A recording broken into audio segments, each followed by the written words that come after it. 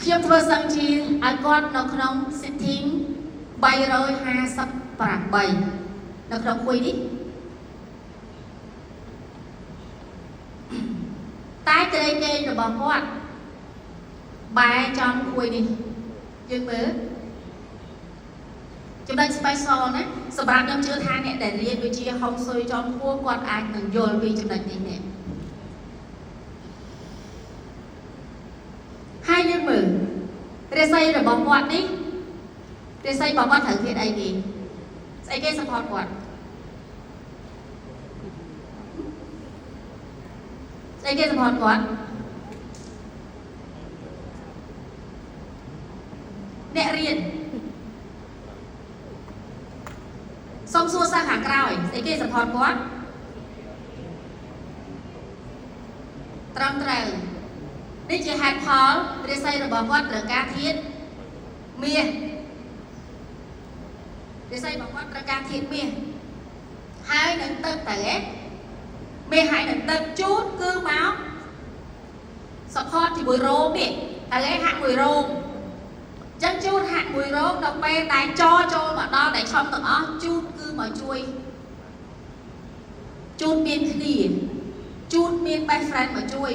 អញ្ចឹងរាសីរបស់គាត់ចូលមកនៅក្នុងឆ្នាំ2018គាត់អត់ស្លាប់ទេ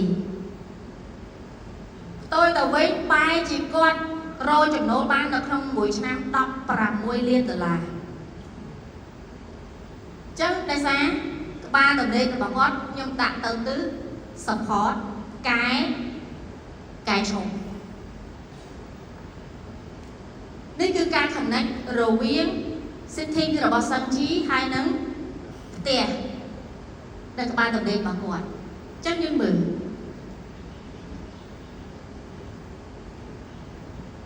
ថ្ងៃដែលធ្វើសឹងជីគឺថ្ងៃនេះ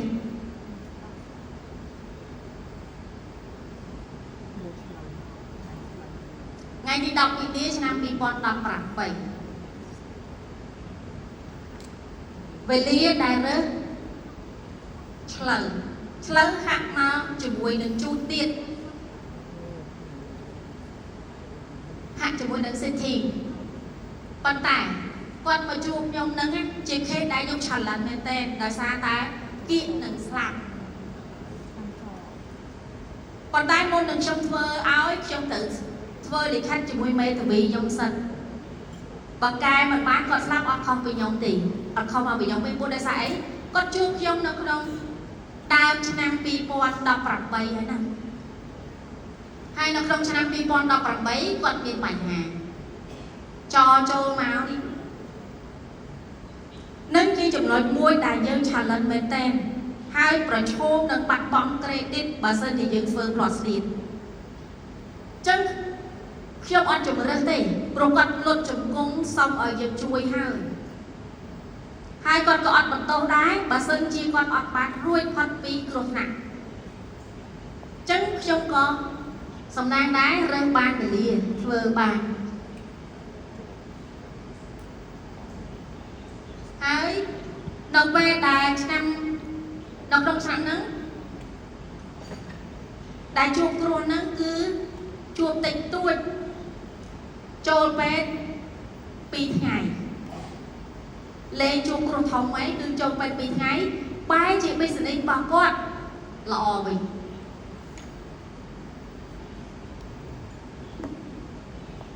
អានេះជារឿងមួយដែលយើង challenge ខ្លាំង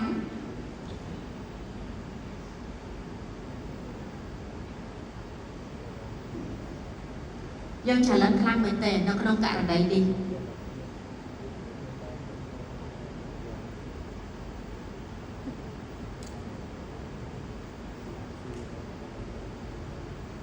បញ្ហារបស់ខ្ញុំមួយនេះគឺបានន័យថាគាត់មានទឹកគ្រោះក្នុងតម្រងនោមទៀត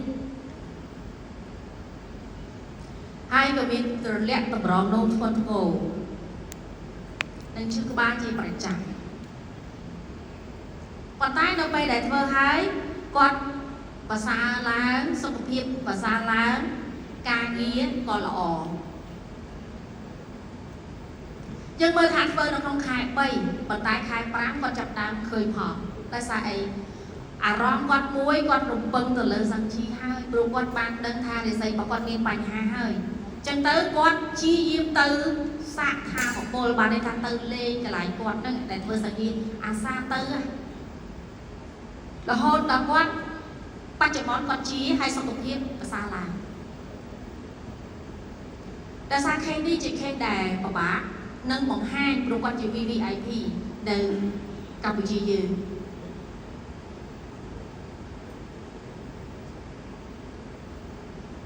ចឹងយើងមើលថាបន្ទាប់ពីក្រុមធំបាយជាលក់ដីបាន16លាននេះជាចំណុច case study តែមួយដែលខ្ញុំលើកមកព្រោះដោយសារអីវេលារបស់ខ្ញុំថ្ងៃនេះខ្លីតែខ្ញុំមាន case study ច្រើនណាស់នៅក្នុងដៃខ្ញុំកែឲ្យគេច្រើនខេបញ្ហាបេះដូងខេមហារីកក៏ខ្ញុំមាន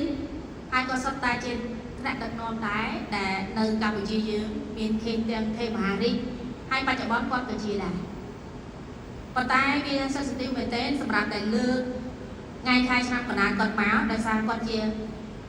ថ្នាក់ដឹកនាំដែលធ្វើការនៅក្នុងមន្ត្រីរាជការជាន់ខ្ពស់របស់កម្ពុជាយើងប៉ុន្តែបើសិនជា internal ខ្ញុំនឹងសេ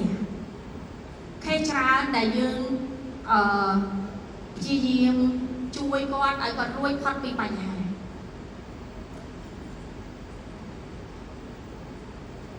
អញ្ចឹងយើងមើលកន្លែងនេះគឺ